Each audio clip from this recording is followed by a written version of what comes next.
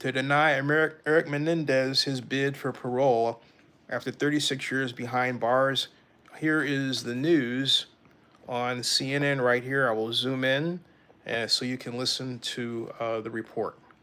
Was from his hearing today, which lasted over 10 hours. And the parole commissioner says that he doesn't buy his explanation for the killings, and that his behavior in jail, since he's been locked up, kicks the can down the road.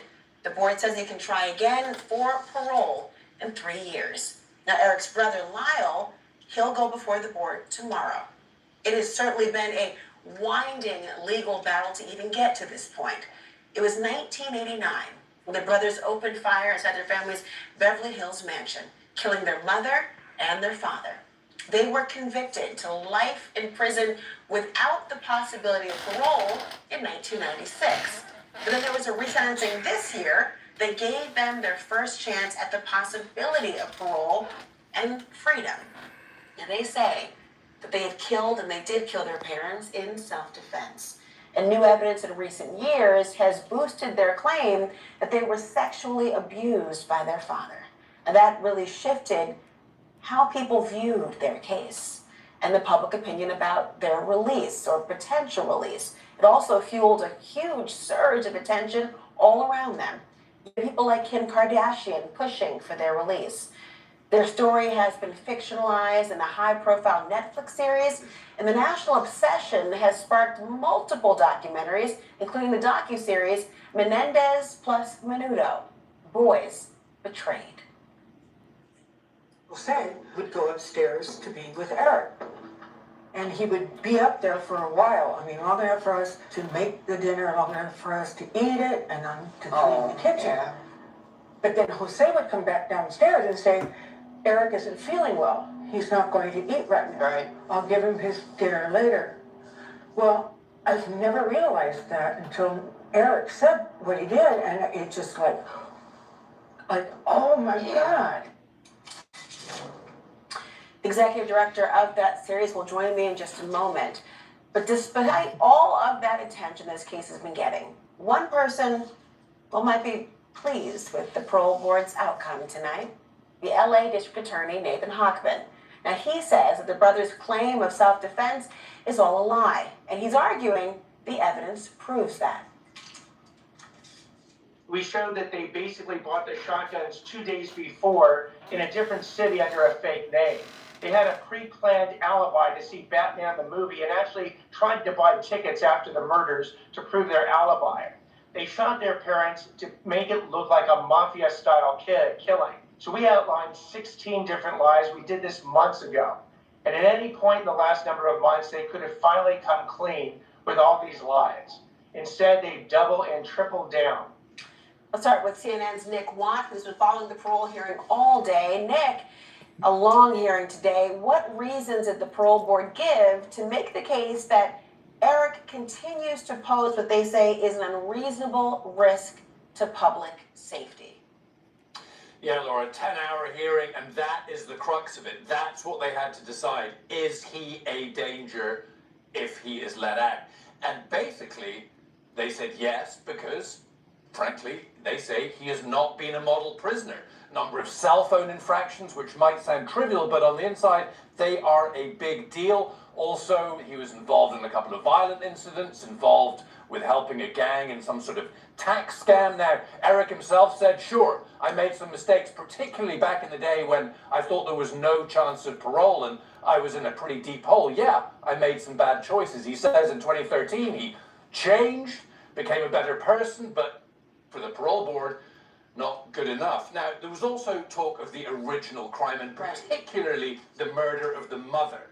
The commissioner said that that showed he was devoid of human compassion. They also say that the spending spree the brothers went on after the murders suggests that it perhaps wasn't just the sexual abuse of the father that was an issue here, that maybe this idea that they were trying to get their parents' money holds some water. So it's not over for him.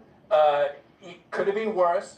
The parole board say that he will be eligible again in 3 years, and of course, ultimately here in California, it's up to the governor, Gavin Newsom, to decide whether he gets out or not. So a bad day for him, could have been worse. That's just one of the brothers. Obviously, Lyle, who's Eric's older brother, is going to appear before the board tomorrow. They did not do this together, but I would assume that some of what they heard today will apply to the brother as well. What is the Menendez family saying about it? Yeah, listen, sure, this is not good news for Lyle by any stretch, but they are different people. They play different roles in the murder, and they also have different prison records. Now, the family say that they still stand by Erik after what happened today, and they say, while we respect the decision, today's outcome was, of course, disappointing and not what we hoped for. Tomorrow, we turn our attention to Lyle's hearing, and while it's undoubtedly difficult, we remain cautiously optimistic and hopeful that the commissioner will see in Lyle what so many others have, a man who has taken responsibility, transformed his life, and is ready to come home. So that second hearing tomorrow, and a decision tomorrow as well. Yeah, not only the length of the hearing, but an immediate decision after each one. Nick Watt, thank you so much. I want to bring in a journalist that's closely followed the Menendez brothers' case, Neri Inclán. Her reporting was showcased in the docuseries she produced, Menendez plus Menudo, Boys Betrayed. Also, former federal prosecutor Nima Rahmani. Glad to have both of you. Neri, let me just begin here, because the bottom line, the board says, and they told Erik, quote, contrary to your supporters' beliefs, you have not been a model prisoner, and frankly, we find that a little disturbing. Now, they say that his prison behavior included violations like drug and alcohol use, or illegal cell phone use, gang behavior, a tax fraud scheme. They pointed to those violations as the primary reason for the denial. It seemed to outweigh, in some respects, the actual crime that he was convicted of. Well, I would say that we could look back at the judge in May who reviewed all of these same materials and did not find that these violations were serious when you're considering the setting of a prison. And I believe that some of the violence you're talking about are incidents from 30 years ago and 24 years ago. Really, the question that the family had hoped would be before this board is whether or not they are rehabilitated, whether they would be a danger to society. And you get a file in which the judge who decided that they deserved this opportunity for parole, saying he had never seen a file like this, in which these brothers had become leaders in their prisons with no chance of ever getting out, and yet dedicating their lives to creating programs to help other prisoners with their mental health problems, with education, with art programs, exercise programs, and on and on. That's why they got to this point. It's their record that got them to this point. Now, I'm not shocked by this decision because it's extremely rare for a parole board to give parole to an inmate the first time they come before the board. That is why the family had hoped for clemency, and we can talk a little later that they still have other options ahead. Well, Nima, let's talk about the family, because 18 family members spoke in support of him today. This was a nearly 10-hour hearing. The support of those family members, frankly, for some has been quite consistent, but the spotlight is very, bright on this case, and it has been for a number of years now. Did any of that support factor in for the parole board? Should it have? Laura, it did, but they didn't think it was enough. And you're absolutely right. I've never covered a case in more than 20 years where every single living family member of murder victims support release. It's really unprecedented. And really, this result today is surprising for this reason. The brothers had a lot of momentum. And obviously, Lyle has his hearing tomorrow, but in terms of overcoming Nathan Hochman's objection, even getting to the resentencing. Obviously, all the broad public support after the Netflix series Monsters and other documentaries. And the fact that they've already served an additional 10 years more than the 25 years which would have made them parole eligible. Obviously, that's the result of the resentencing. So most of the folks who were watching were very surprised by this result. And obviously, the parole board talked about the drug use, the gang affiliation, the cell phone violations. But usually, when you're talking about convicted murderers serving time in Donovan State Prison for 3 decades, those types of violations are going to be more significant. I think the biggest challenge that they had, Erik had and Lyle will have, is really with respect to their mother, Kitty. On that point, hold on, because on that point, this is a really important one, and before you get into that, some would say that prisoners who have life in prison with no possibility of parole, that survival is very different on the inside in terms of what one must do in order to survive, and that may be factored into this. But on the point of their mother, the parole board pointed to the murder of their mother, and they called him devoid of human compassion, and all the earlier evidence of motivation and predetermination and premeditation and more was under consideration. 3 years from now, though, if killing the mother is a factor today, that won't change 3 years from now. How might that be viewed differently? Would it be viewed differently?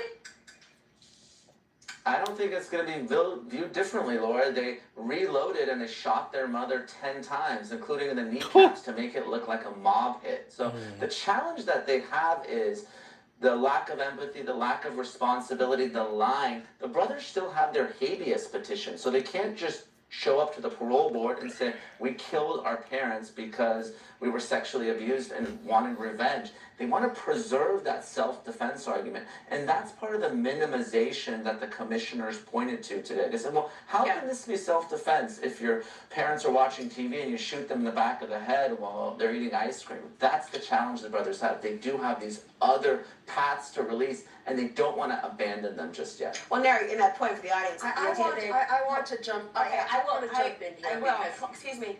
I want to explain to the audience one point before I let you jump in. The idea of the habeas. He's essentially saying that there are other legal considerations for somebody who's trying to appeal in other ways to have an opportunity. And so there's this sort of rock and a hard place of trying to admit what the prosecutor wants you to admit, and what you're trying to preserve is your arguments later on. But Nary, on that point, please jump in. Well, I want to say that children who are brutalized and terrorized and traumatized by their parents do not grow up thinking straight and rationally. And their abuse started when they were 5 and 6 years old. It's Roy Rosello, okay, who came forward and proved that Jose Menendez was a vicious pedophile, who told him, you are bought and paid for. You are mine, okay? Who said to me, when I said to him, you know, these guys, they did kill their parents, when he first told me what Jose Menendez did to him. He said to me, their parents killed them first. And their whole life has been a prison. Right. Okay? Right. And so Right. I hear people, they keep going back to the killings when they were 18 and 21 years old. They wouldn't be at this point now if society, law enforcement, psychology hadn't recognized that men and women in their teens, until their brain is fully formed, right? The consequences part of their brain is not developed. When you're 5 and 6 years old and you refuse to perform oral sex on your father, and he comes back and holds a knife to your neck and tells you that he will kill you if you do not do exactly what he says. Yeah, that stuff's Do you horrible. think that child believes their father will kill them if they ever tell or don't do what he says? They do. Mm-hmm. The very first time I met Lyle, he said to me he was regret everything that happened, that he was just stupid, desperate, frustrated, didn't know what he was doing. Who is he now? Who is the man now? Who is Erik now? They are very different people. Does the prison system, is it built for rehabilitation or is it not? That is the question. And I agree so much with Nima's point. What's going to be the difference in 3 years? Had their abuse been considered in their second trial fully, as it was in the first trial that received 2 hung juries, had that been allowed, those would have been mitigating circumstances that might have given them life with parole, and they would have been considered 10 years ago. Nary, There's a lot there. To say the least, the disturbing, horrific nature of what happened to them cannot be overstated. And clearly the family members took that into consideration, Nima, even as they spoke in support of both of these brothers so far. We've heard from in one particular parole hearing. But then there was an interesting point I want to get to, and that is the parole commissioner asked about a document, Nima, in which Erik had said he had, quote, no justification for the killings. He was asked if he believed any part of this was self-defense, and Erik replied no. And for years, the brothers have alleged self-defense. What do you think changed for him in this moment today? Was it the prospect of this might be the only way? I think that's right. And first, Mary, I understand the psychology of abuse, and I fully believe that Erik Menendez should have been paroled today. That would have been the fair and just result. I'm just discussing the legal challenges that they have appearing before this parole board hearing. And one of those is that self-defense argument that they raised for many years. Let's not forget, the brothers were almost executed. This was a capital case, and the jurors spared their life. And I was born and raised in Southern California. I never thought, Laura, I would be sitting here this close to Erik Menendez being released from prison. So everything they've accomplished is really a testament to them, their lawyers, the family members, the public. But this is still a challenge in the case when for years you have lied, you have told a story, and all of a sudden, right before you're considered for resentencing, right before the parole board hearing, you're telling something completely different. You're going to need to explain to prosecutors and parole commissioners why. And it was too little, too late in their opinion. And that's why they ended up where they are. I'm not saying they're going to be stuck here forever. By the way, 3 years is the minimum under California law where you can come back for a parole hearing. Generally, it's 3 to 15 years. So it's not done with them. Obviously, they have their clemency petition. I can't see Governor Newsom sticking his neck out and pardoning them or commuting their sentence, but who knows? They still have that possibility as well. Tomorrow we will know the fate in terms of, at least for now, the parole. My mind goes to what happens to so many others who are similarly situated, like the Menendez brothers, who don't have the same spotlight. What about those people as well? We'll see. Neri and Khan, Nima Ramani, thank you both. Still ahead tonight, California Governor Gavin Newsom hits back. Officially signed. Actually, we covered that one. But I want to know what you think, folks, about this Menendez matter, because their father was a psychopath and a pedophile. They grew up in a rich environment in Beverly Hills, but from what I understand about the way they grew up, they basically were already, just as you heard the lady say on CNN, they were already in prison with their folks. They just went from one prison to the other. I hope Gavin does the right thing and grants them clemency and makes a statement about how we need to treat people who are under the watch of abusive parents and pay attention to them and get them out of that situation before it gets to where this one got to. That's what people don't talk about. What do you think? All right, subscribe to Zenny62 on YouTube and bookmark ZennyReport.com. Thanks.